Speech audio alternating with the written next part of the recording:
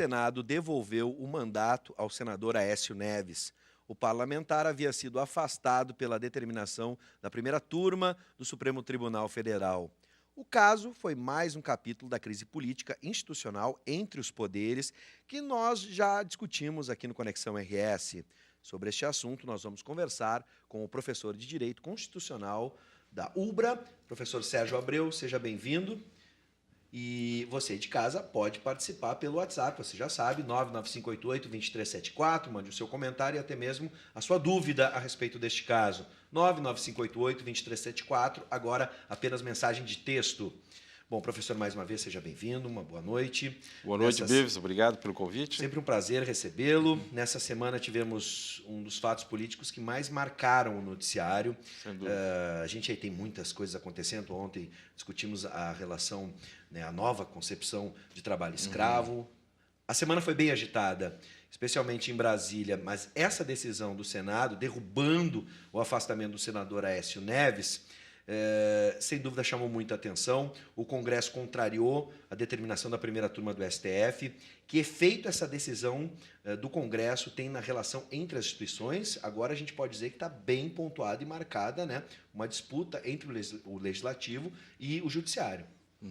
É importante nós entendermos inicialmente, né, muitos fatos acontecendo, né, Bives? Sim. Muitos fatos, então isso torna um pouco confuso até para as pessoas entenderem todos esses processos que ocorrem, principalmente dessa relação do Judiciário com o Legislativo, Executivo, a questão dos poderes. Primeiramente, nós temos que entender que a Constituição, né, ela organiza o Estado brasileiro e ela organizou que o poder do Estado brasileiro ele é dividido em três. Isso é da teoria da concepção do Estado, né, a teoria de Montesquieu, que sugere a divisão de poderes, justamente para que esses poderes tenham funções específicas e que cada um desses poderes faça o controle um do outro. É um sistema de freios e contrapesos, né? Então, para que o Estado tenha um poder legítimo, é preciso que haja esse controle entre esses poderes. Então, a Constituição demarca as competências. O que o Poder Executivo pode fazer, o Legislativo e o Judiciário, né?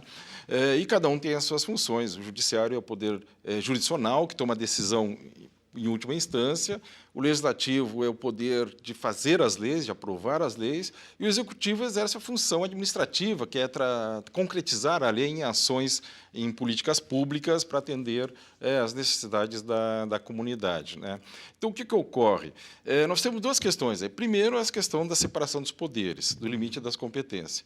E a segunda, que diz respeito às garantias que o parlamentar tem para o exercício da sua função, ou seja, da imunidade parlamentar, que é uma proteção que a Constituição dá para que o parlamentar possa ter liberdade no exercício da sua função, que é uma função extremamente importante. Nós temos que entender que a função política do Estado, democrático de direito, é uma função importante, né? Diferentemente que as pessoas colocam, não quero saber de política, Sim, não quero saber do político, principalmente nesse momento de tantos transtornos. Mas a função política é extremamente importante, porque ela que define os objetivos que vão ser tomados. Ela que, através da lei, define os objetivos que o Executivo vai concretizar, sim, que vai ser serviços, melhorias para toda a sociedade. Então, o parlamentar, no exercício da sua função, a Constituição garante uma imunidade material, que é em relação ao que ele fala, né? Desde a posse do mandato, ele pode expressar a sua opinião, fazer as suas críticas livremente, e tem imunidade formal, que é em relação à parte processual, à parte de constrição de liberdade que ele adquire no momento da diplomação.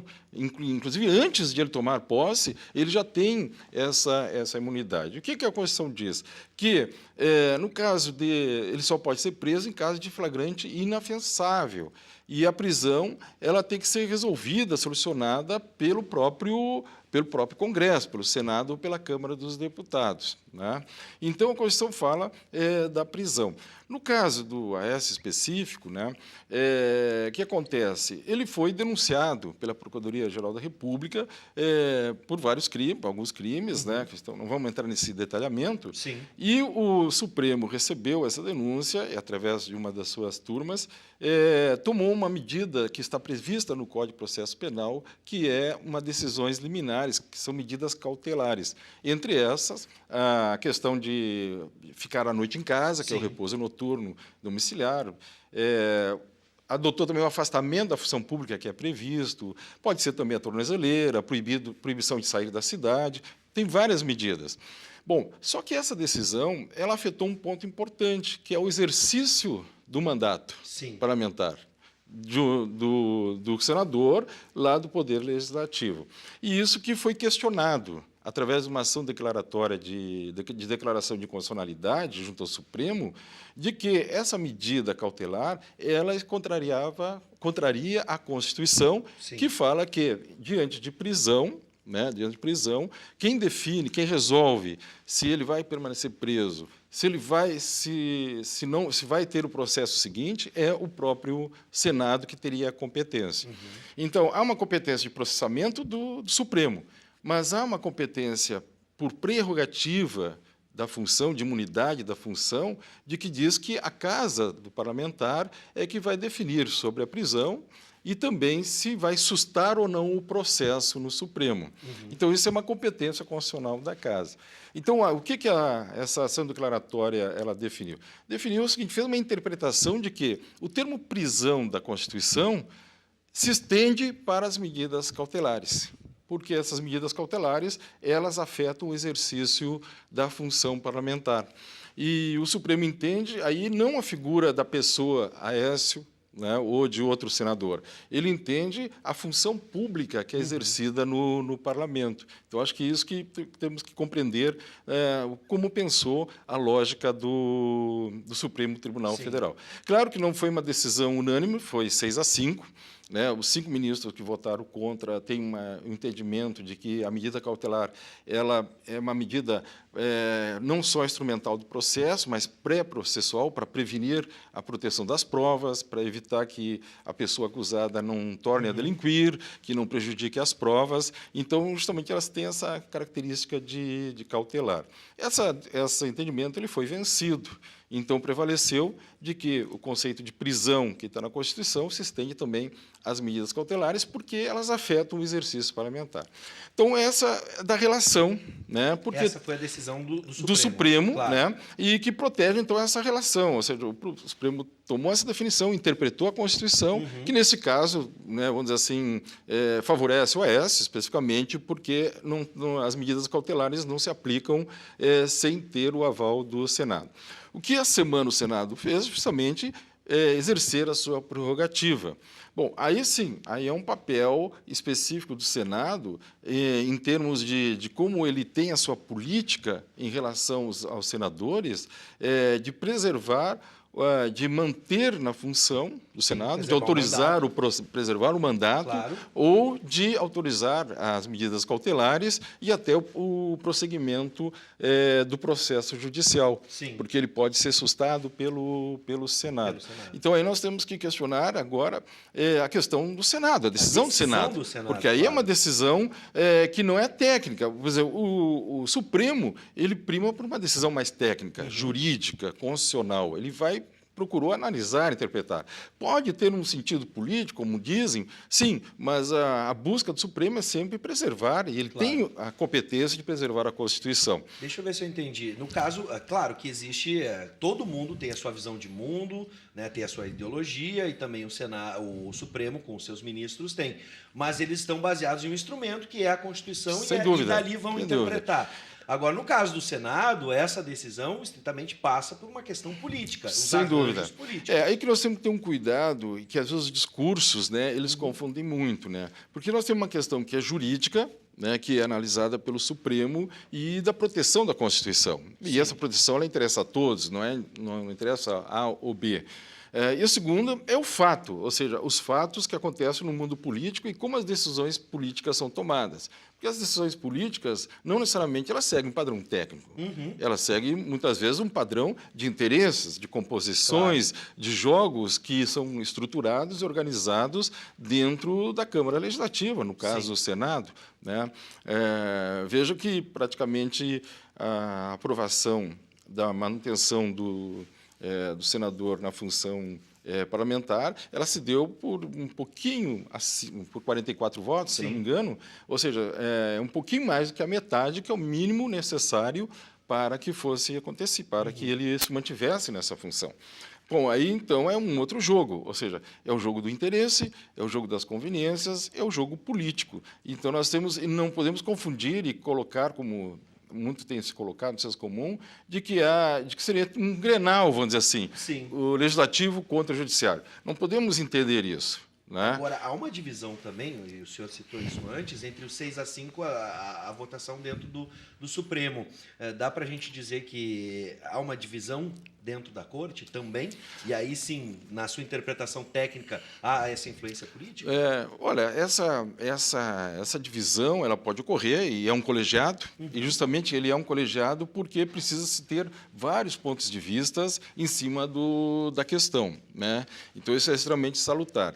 O que acontece é que houve uma divisão bem marcada de posicionamento jurídico. Né? Na verdade, os 5 ministros que não tiveram que perderam, né, no caso, que tiveram votos contrários à decisão majoritária, eles fizeram uma interpretação jurídica sobre a aplicação das medidas cautelares que seriam necessárias para que a sua aplicação viesse a proteger investigações e a não ocorrência de novos delitos pelo réu que está ali em questão.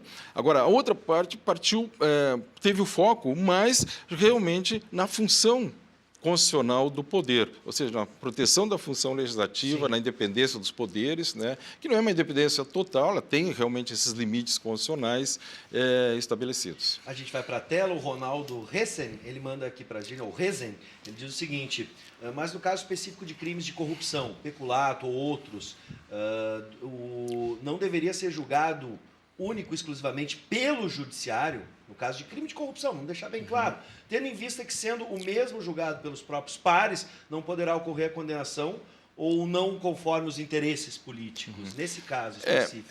Veja, né? Aí nós temos que voltar novamente à Constituição. E o que o legislador constituinte fez lá em 88? Ele desenhou um Congresso, né, dentro dos padrões éticos, né, da sociedade brasileira, né, do homem comum, como se diz, dos padrões da sociedade brasileira. E a imunidade ela foi feita justamente para proteger o exercício parlamentar e não para servir de impunidade. Né? Agora, os sucessivos casos levam a crer que, não só na votação do AES, por exemplo, dos 44 votos que ele teve a favor, se não me engano, 19 parlamentares, quase 50%, estão relacionados à Operação Lava Jato.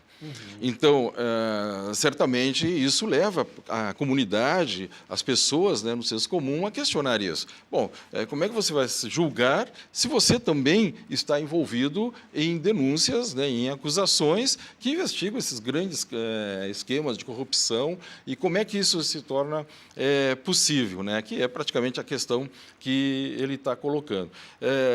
A nossa Constituição ela define esse sistema. Talvez teremos que pensar a questão da imunidade, a sua extensão, mas a imunidade é importante para a proteção do parlamentar. Sim. Agora, a extensão dessa imunidade, as situações, aí nós temos que ver diante desses novos quadros que o Brasil está passando, talvez fazer uma reflexão sobre esse tema de proteção, porque o que tem por aí também é o seguinte: quem exerce função pública, quando é denunciado, quando tem provas claras, moralmente, eticamente, civilizadamente, ele teria que renunciar à função pública. Pois é. Então, esse é o que está em jogo. Eu não posso ficar na função pública usando o dinheiro público para a minha defesa. Eu tenho que sair do serviço, eu tenho que sair da função pública, eu tenho que me retirar da função pública, eu tenho que devolver para a sociedade. Porque, vejam, essa questão do poder, a Constituição diz, a Constituição é do povo. O poder é do povo. Os parlamentares exercem o poder representativamente, eles são representantes. Eles não são o dono do poder. O prefeito não é dono do poder, o governador não é dono do poder, o presidente da República não é o dono do poder. Ele está exercendo o poder através de um mandato da sociedade. Então, esse mandato tem que ser devolvido para a sociedade. Sem dúvida. Na sociedade, como a gente diz, idealizada, aquela que está no plano da perfeição, no plano das ideias. Mas é o que nós temos que buscar isso na realidade, né? Mas nessa realidade que vivemos hoje, no nosso presente, e essa pergunta final, é uma pergunta até mesmo que eu não acredito que seja técnica, mas pela sua experiência e conhecimento, professor, quem é que sai desmoralizado, no caso, o Senado, ou o STF sai enfraquecido dentro dessa disputa ou jogo em equilíbrio dos poderes? Porque são muitos argumentos jogados. Né? Então, a questão é extremamente complexa. Os argumentos políticos, eles tentam desviar o foco das discussões. Sim. Então, muitos desses argumentos políticos que estão sendo colocados justamente tentam minimizar, denegrir a imagem do Supremo. Mas eu acredito que nós temos que valorizar o Supremo, o órgão judicial, principalmente porque ele é o protetor da Constituição. Inclusive, até questionar as suas decisões, isso Sim. é do exercício da cidadania, realmente, por que tomar essa decisão. Mas nós temos também que afiançar ao Supremo que ele tem essa responsabilidade constitucional desse controle. Desculpa interromper, só para a gente ganhar a ideia mesmo, dizer que hoje parece que o arranjo político está acima da interpretação da Constituição, do instrumento que temos. Sem dúvida, faz os discursos.